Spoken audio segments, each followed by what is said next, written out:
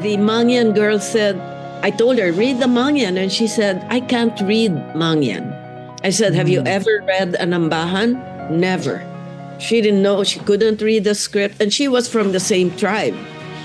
I never learned the script. I never heard of an Ambahan. I'm going to read it in Filipino. Okay? So Emily's daughter read it in English and Filipino. And then she said, well, it's about the fish in a creek. You know, basically just rewording the Ambahan. And then I asked the Mangyan girl. She only finished grade school, was in high school, even though they were both the same age, right? And she said she had never read an Ambahan. But then she said, but it's not about the fish. This was written by a young boy who likes a girl but couldn't tell her how he felt. So he wrote about the fish, which is the girl. Okay? So here it goes, look at the fish in the creek. Okay? So he said, instead of saying, hey, I like you because you are fun to be with, you have a sense of humor, which is full of joy and mirth and cheer. And then fine is the sand, white and clear. He said, well, he likes the girl because she has a good sense of humor and her skin is white and clear, no pimples, you know, and it's fine like sand. She knew what it meant.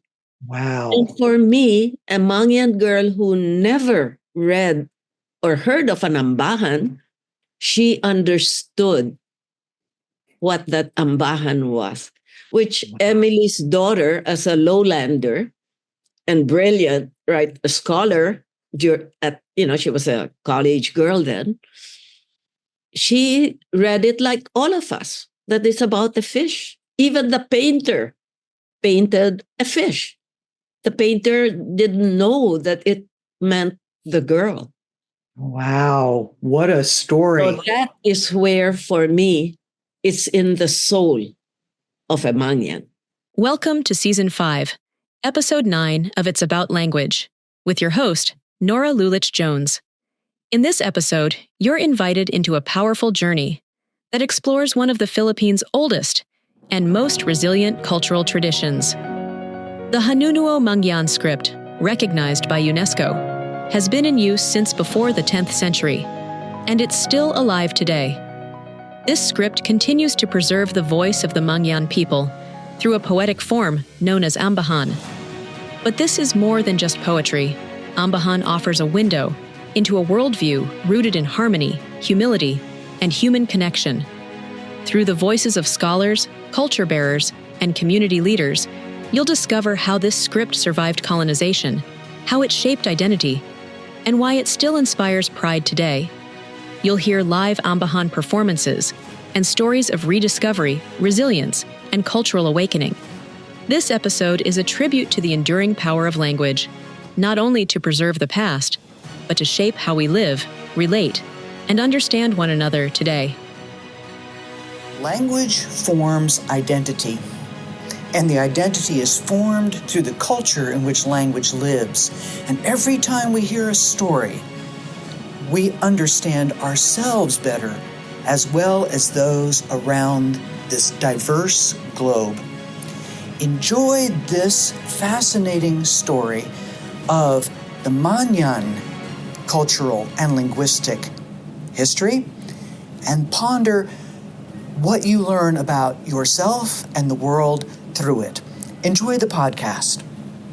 One of the aspects that I would love to do here, my dear friends, and again, thank you for joining me from all sorts of locations. As a matter of fact, I would love to know where each of you are at the moment that you are speaking with us, but the six of us will have a chance to have a wonderful talk here about the Mangyan Cultural Center, about the language, about what you do with it. But I'm just going to be encouraging all those that are listening to this podcast to take a look at my website, fluency.consulting, and tap on the links to the Cultural Center.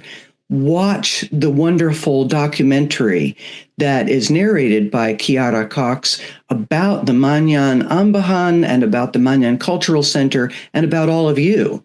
So, Chiara, starting with you, why don't you introduce yourself and we'll go through. Thank you, Nora. First of all, I want to thank you for having us here with you in your podcast today.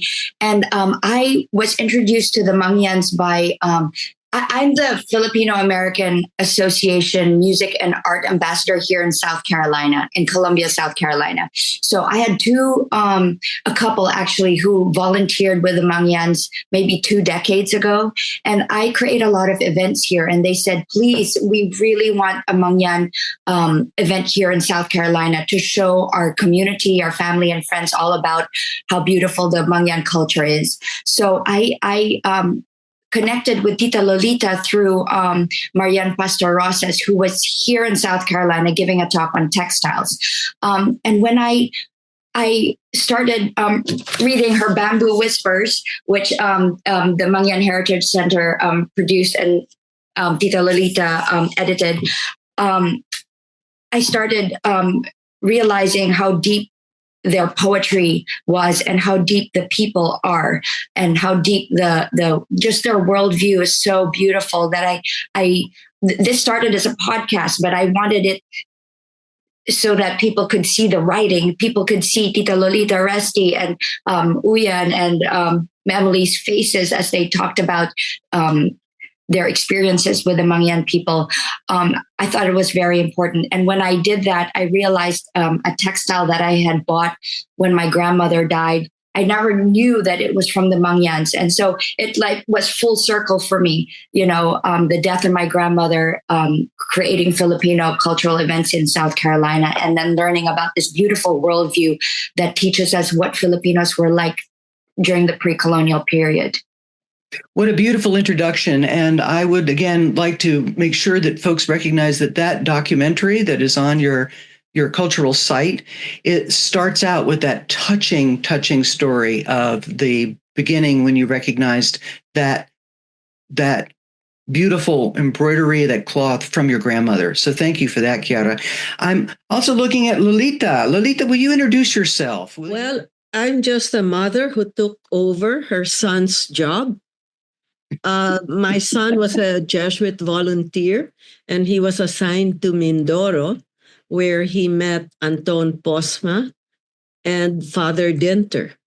And he fell in love with the culture. And so when he finished his 1 year of volunteer work, he asked Father Dinter and Anton Posma if he could set up a heritage center, because Anton Posma had all his research in the mountains.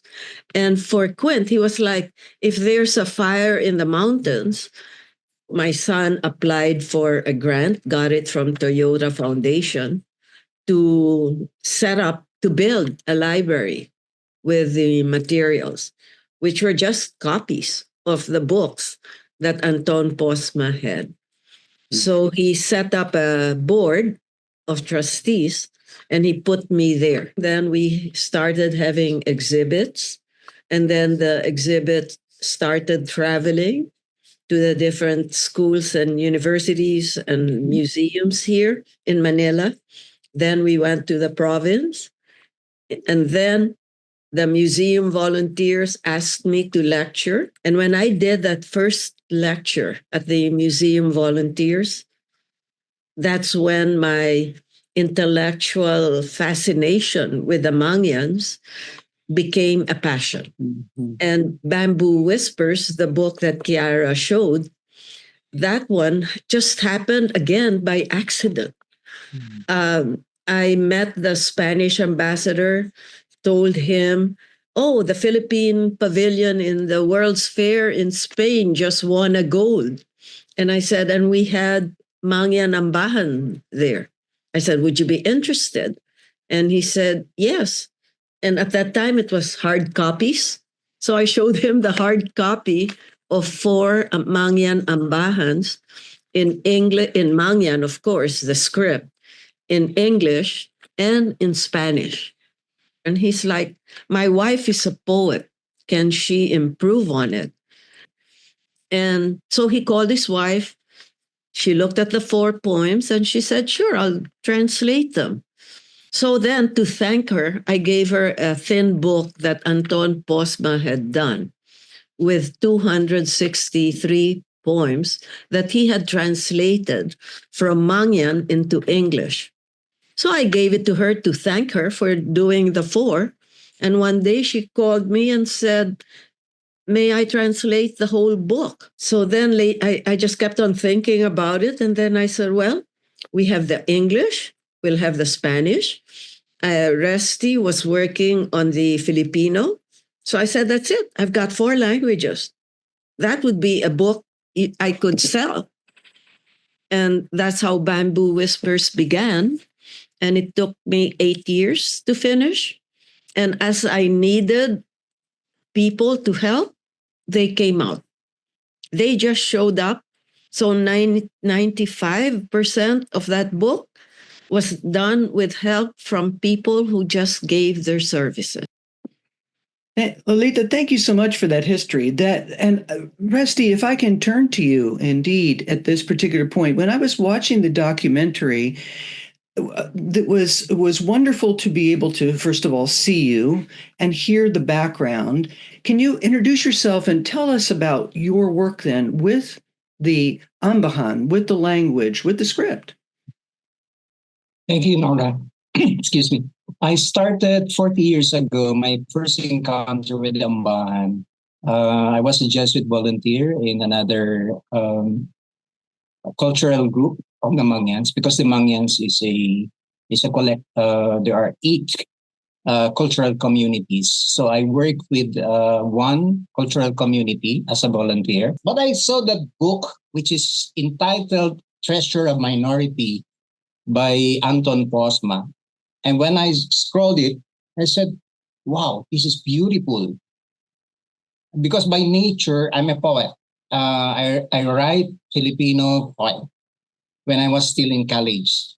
So what I did is expose myself to the community, kind of something like an ethnological study. But my purpose really is to immerse myself and to study the language. Because the language of the Ambahan is not the ordinary language that the Hanunuo Mangyan use. Kind of archaic. This is something more difficult to understand because these are the words there are actually dedicated for the Ambahan. So I observed how the Ambahan was sung and how the culture carriers explain the meaning of this Ambahan. So when I did my thesis on theological anthropology, I studied the 100 plus Ambahan of collected by Anton Posma, and that's a book actually. And then from there, I tried to understand it, and I was surprised because I found out that there's a whole philosophy behind the Ambahan, and that's where my whole study went into. But the more I study the meaning of these symbols, the more I understand myself as a Filipino. And what I studied was that it was pre-Hispanic, around 10th or between 8th or 10th century. And we don't have a history before the coming of the Spaniards. We don't have the written history. But I believe that when you study the indigenous cultural pieces, you will understand what happened before that. And that's the reason why I dwelt into the text. I saw it as an opportunity for the people to understand, the lowlanders, the Christianized Filipinos, to understand how beautiful the Mangyans, the culture of the Mangyans, specifically their values and the way they look at the world. Because I believe that no culture is dominant against another culture. So just one way of understanding that culture from its own dignity and its uniqueness. And that's where we learn. I call it a dialogue of culture or a dialogue of life. So whenever I recite or study the Ambahan, I always look at it as that. And, it has been very enriching. After 40 years, I'm still here. That's beautiful, Rusty. Thank you so much. And it's you have been mentioning about the impact of the Ambahan, and again, I'm fascinated on behalf of my listeners to encourage them to take a look at the website where your website where the Ambahan through the life experiences, the different chapters and the translations that both you, Lolita, and now you, Resti, have spoken of. Renato, Zosing, love to turn to you because here you are, a person who is a member of this group that has been using the syllabic script of the Mangyan. Your work, your life is embedded in it. When you have been a part of these stories that you have heard in with your life, how has that all come together? Introduce yourself and how you bring what your background is and what your knowledge is to everything that we've been talking about here. Oh, okay. I'm Zosing. In my community, I'm called Zosing. Okay, but I got a Christian name already. The Renato Evangelista. That's even Spanish. Okay, but yes, you're right.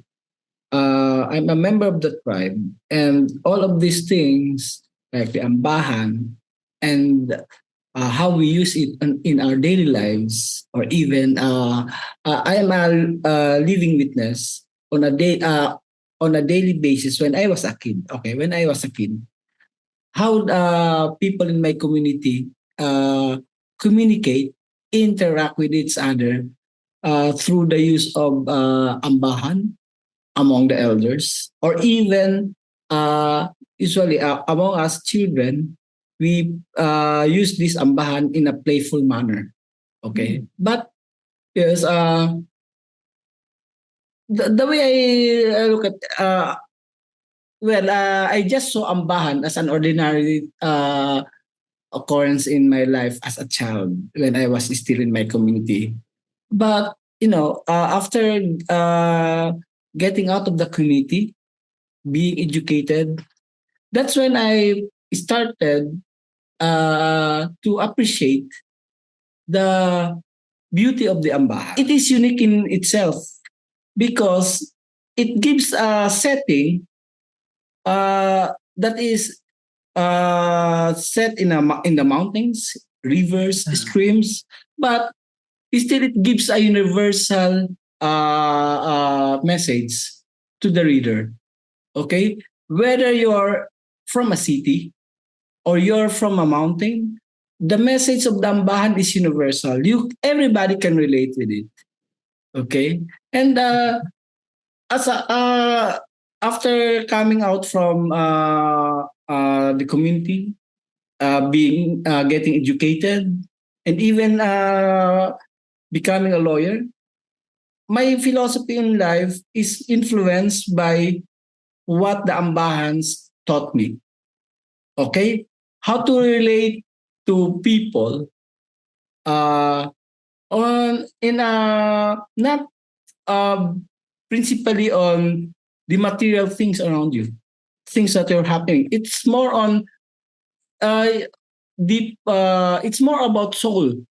That the souls of peoples are interconnected. When we relate to people, that's what the ambahans that I say. You don't look at people as just an ordinary people, but you have to communicate, interact with them, or be one with these people because our souls are like can be united in one way or another. Mm-hmm. Because in Ambahan, we cover almost all aspects of life. Okay, from birth, from childhood, courtship, even until death. It gives me pride to share to them that we have this. We have our own identity. So that is very important. It gives me the identity that I should not be afraid or embarrassed of being an indigenous person because there are discrimination or they don't look at us very well because of the education level on the base. But the education level is like overpowered by this poetry because the our people uh, have an understanding of life, of relationships that is beyond the material or the educational attainment of every person. What matters to the Mangyans that based on the Ambahan that we read is relationship to the nature, relationship to earth, relationship to your creator, relationship to your fellow people. That's how it. That's what it teaches us. And then so I came to the conclusion that Ambahan is not far from good poetry of the mainstream literature. Okay, it's not just about literature, it's language, but it's about really the soul of the Filipino people, the soul of the Mangyan people. That's how. And in my practice as a lawyer, I always I have imbibed that because the peace non-confrontational approach of the Ambahan in dealing with problems, I imbibe that as a lawyer, and so as a lawyer, I do not become too argumentative. I rather find a way for parties to end their conflicts. That's how it affects it. You know, it, it enriched my experience as a bearer of the Ambahan, the culture of the Mangyan. Thank you. Emily, I'm going to turn to you because you are currently the executive director of the Mangyan Heritage Center. Share with us about your background and about what it is that the Heritage Center and your work as executive director are continuing to do for these stories. Hi. My journey with the Mangyan started in 1992. So I'm from the northern part of the Philippines, and I'm in Ibanag. It's one of the ethno-linguistic groups in the Philippines. So in 1992, fresh from college, I traveled to Mindoro. So I started working in a Mangyan school located at the foot of the fourth highest mountain in the Philippines, in foot of Mount Halcon. So it was a school exclusively for the Mangyans. So my love story with the Mangyans. The Mangyan Heritage Center is started as a library, a research library, and then we had and then I after a few years we have implemented other projects like the Mangyan Awareness Program. So we had also the revitalization of the Mangyan cultural practices. So, and research, documentation, and publications. So one of the projects that I also handled is the teaching of the Mangyan script and the Ambahan in selected Mangyan schools. So it aims to keep alive the Ambahan and the script among the younger Mangyan generations. So we partnered with the Department of Education, and we tapped Mangyan teachers. So we call them script masters. To teach the script and the Ambahan in Mangyan schools. So another activity of the MEC to keep alive the Mangyan cultural practices is the revitalization of their other cultural practices like the cloth weaving, basketry, beadwork, embroidery. So those we help them, we encourage them to keep alive, to practice these cultural practices. Brilliant, brilliant. Thank you so much, Emily. I'd love to have someone pick one of the Ambahan, especially evocative, as you have mentioned about the life growth, so that our listeners can get a sense of the beauty of what they will see when they look and the beauty of what they hear, both in the sound, but also the philosophy, because I was enriched just hearing about it. What stories do you have to tell, and who would like to share one of the Ambahan in song and in description, if you would? So, Well, let me try. Let me try. Okay. But to tell you honestly, I have not been reciting Ambahan for so long a time. The last time I recited Ambahan was when I was still in high school. Okay, but then again, this Ambahan is about friendship, longing for the company of, and it's a famous Ambahan. You will see that in the you will see that in most of the in the book itself, Bamboo Whispers. So let me, it goes like this. Si ay pudbay upadan no kang tinaginduman. May ulang madikaywan, may lakip madikaywan. Nukang tinaginduman kasi yun di saad ngan gapag tangdayon di man. Okay. That translation is basically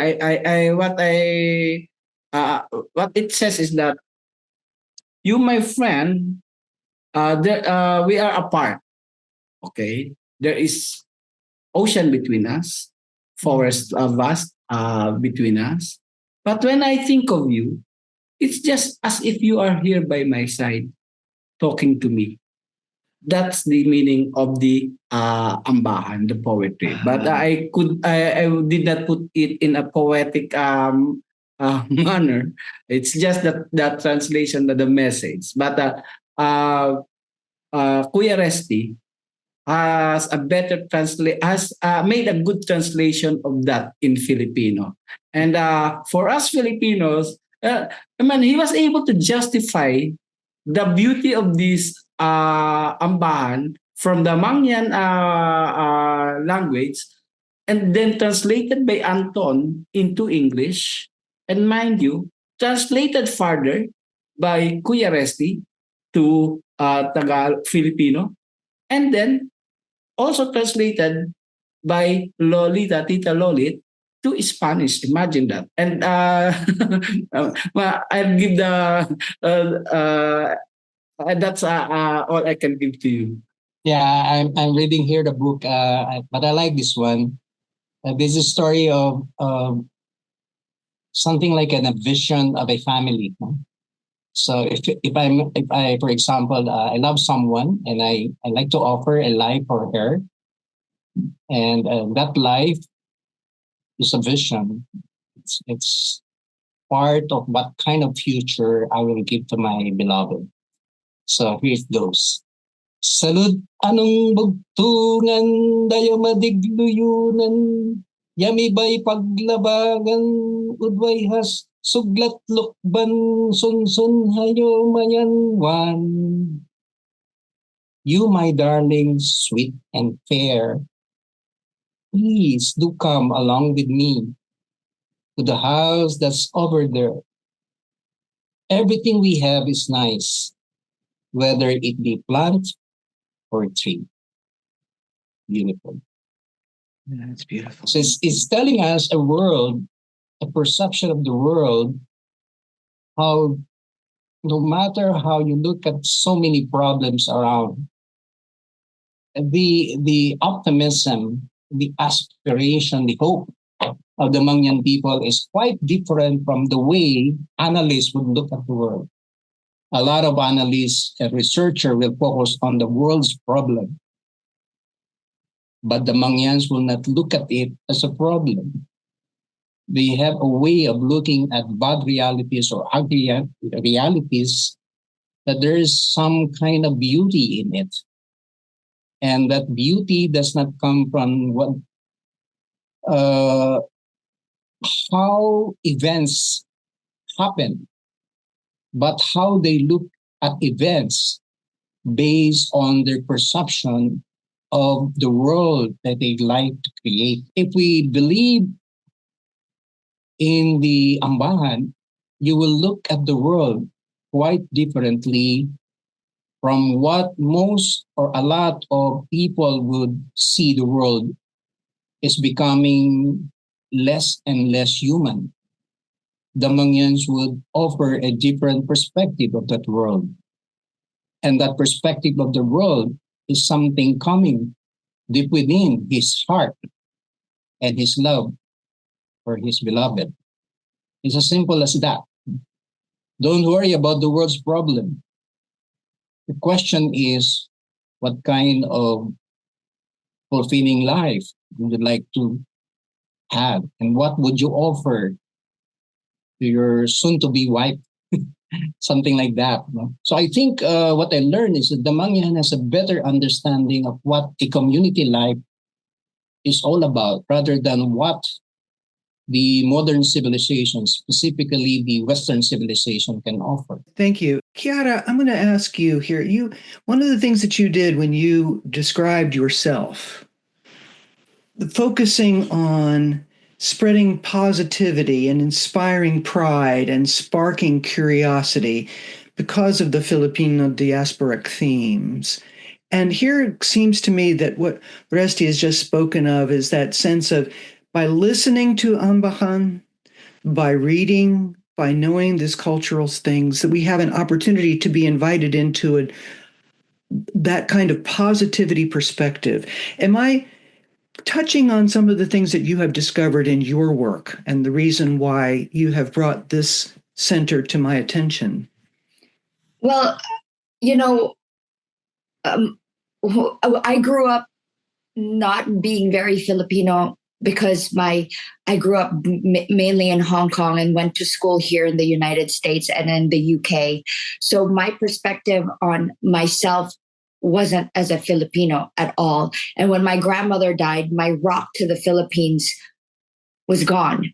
And when that happened, I needed to recalibrate who I am in this world. And I realized the culture that I have been pushing myself away from was exactly the culture I needed in my life to be. I always say we're like trees, we always need our roots to be able to bear fruit. And I was missing that root to the Philippines. And it seems like my fruit today is helping the diaspora connect with the Mangyans. And in my work to do this, I've realized a lot of Filipinos like me do not know anything about the Mangyans. And for me, the Mangyan Ambahan tells us so much about who we are as Filipinos that I needed to help the Mangyan Heritage Center get that information out there. So it just boggles my mind that something so beautiful is not known by Filipinos in the world and also Filipinos in the Philippines. Emily, you also have that personal story of just continuing to engage others in understanding the heritage. Yes. It's been 33 years that I've been working with the Mayans, so I cannot see myself anymore working for others. I mean, I have dedicated myself with the Mayans. We continue with our vision to promote, keep alive the rich Mangyan cultural heritage. Not just the Ambahan or not just the Mangyan script, but because there are 8 different ethno-linguistic groups. I would love to do one more thing as we begin to close together. If you have, first of all, would love to hear an Ambahan that has to do with the kinds of life change or memory or sharing and the impact of, again, friendship already came up in the song, friendship across space, across time. Love to know if there's another song that can kind of wrap up for us what that sense of is, that we are all in this together and that there's so much to learn from our relationships. I'd like to ask Sosi, okay, because he's the one who's the Mangyan among us. and he became a lawyer. When he told me he was getting married to somebody who was not a Mangyan, which is understandable, because of his studies and exposure. I only appreciated that when I got out of the community. Okay, but now it gave me a different perspective, a view of how to solve conflicts.